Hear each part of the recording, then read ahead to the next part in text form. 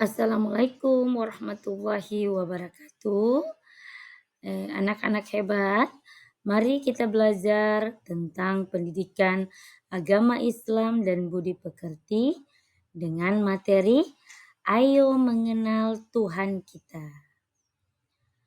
Tujuan pembelajaran mengenai materi Ayo Mengenal Tuhan Kita yang pertama yaitu mengenal sifat-sifat Allah Subhanahu wa Ta'ala.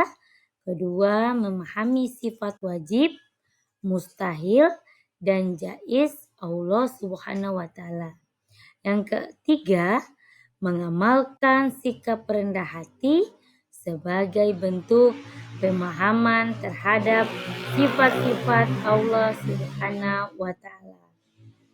Nah, Allah Subhanahu wa Ta'ala Maha Sempurna. Allah Subhanahu wa Ta'ala adalah pencipta alam semesta. Allah memiliki sifat yang sempurna dan berbeda dengan makhluk lainnya.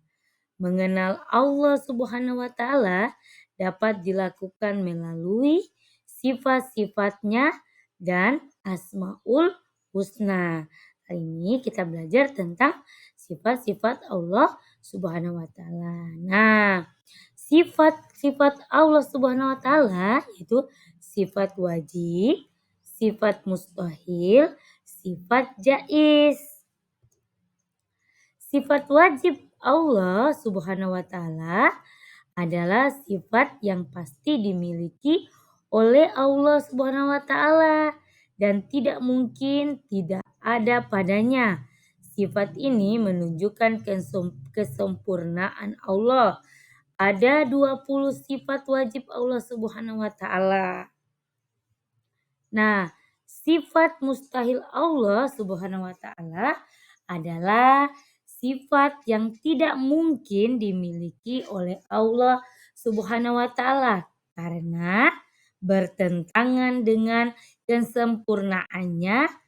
Ini pun ada 20 sifat mustahil Allah Subhanahu wa Ta'ala.